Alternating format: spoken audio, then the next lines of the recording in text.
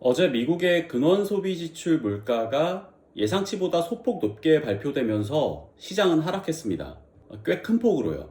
S&P 500 기준으로 하루에 마이너스 2%의 하락이라니, 시장은 트럼프 행정부의 관세 전쟁으로 물가가 오르고 있고, 며칠 뒤 4월 1일부터죠. 추가 시행될 관세 부과가 추후 경제에 더 악영향을 끼친다고 판단을 한 것 같아요.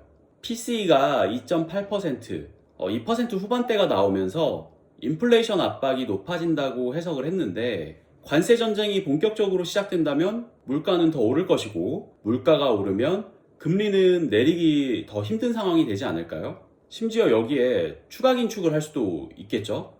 그리고 트럼프 행정부의 관세 정책이 일관성이 있다기보다는 관세를 추가하겠다. 근데 좀 낮을 수도 있어. 관세가 추가됐다고 너네가 판매가를 올리면 관세 더 올릴 거야. 라는 등, 이 변화구가 너무 심하다 보니까 시장이 피로감을 느낀 것 같아요. 이럴 땐 차라리 투자를 좀 쉬는 게 낫겠다고 해석을 하고, 투자 비중을 줄이는 투자기관이나 투자자가 있다 보니까 하락이 좀 가속화된 것 같습니다. 투자 심리가 영 좋지 않다는 거겠죠. 그리고 미국과 관세로 대립하는 나라들은 언론 기사로만 봤을 때는 대체로 협상보다는 전쟁을 선택한 것으로 보여져요. 상당히 강한 워딩으로 트럼프 행정부를 비판하고 있고, 미국이 관세를 부과하는 수준으로 대미 관세를 높이겠다고 선언을 했습니다. 특히 미국의 인접국인 캐나다와 멕시코의 반응이 굉장히 날카로운데, 이 부분은 참 우려가 되네요.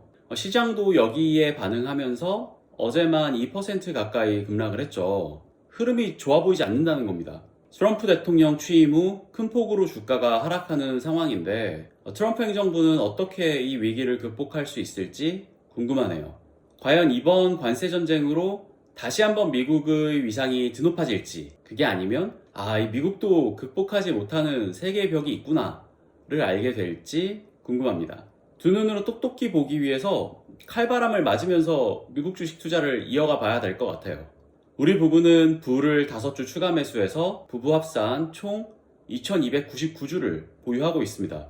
이번 달 수익은 마이너스 5,700만원 정도, 올해 수익은 마이너스 1억 500만원 정도, 누적 수익은 7.9억 원입니다. 부부 합산 순금융자산은 17.9억입니다. 이제 다음 주면 부의 분배금이 지급될 텐데, 이번 분배금은 주당 1.18불로 역대 최대입니다. 시간이 지나면서 주당 2불, 주당 3불 이렇게 올라가겠죠? 그러면 정말 부의 분배금으로 생활하는 게 가능할지도 모르겠어요. 그때까지 쭉 투자를 이어가 보겠습니다. 요즘 전 세계적으로 안타까운 사건 사고가 참 많습니다. 우리나라는 산불, 그리고 싱크홀 등 자연재해와 사고로 인해서 좀 안타까운 인명피해와 천문학적인 재산피해가 발생을 했는데요. 특히 화재민 대부분이 어르신 분들이죠. 일평생 살아온 삶의 터전을 잃은 그 상실감은 헤아릴 수 없을 정도로 깊을 텐데요. 다행히 산불은 잡혀가고 있으나 여전히 잔불 처리와 재발화로 인해 긴장의 끈을 놓칠 수 없다고 합니다. 더 이상의 인명피해가 발생하지 않길 바라며 현장에서 사건 사고를 수습하기 위해 최선의 노력을 다하시는 대한민국 영웅분들께 진심으로 위로와 감사의 말씀을 드립니다. 어제는 미얀마에서 발생한 지진으로 미얀마와 태국에 큰 피해가 발생했죠. 미얀마는 내전 상황에서 발생한 재난 상황이라 국제사회의 도움 없이는 사고를 수습하기 어려운 상황이라고 합니다. 태국 방콕에서도 지진으로 인해 건설 중인 고층 빌딩이 무너지며 수십 명의 사상자가 발생했고요. 제 가족도 지금 방콕에서 거주 중인데 다행히 피해 없이 안전하게 대피해 있는 상황이라고 합니다.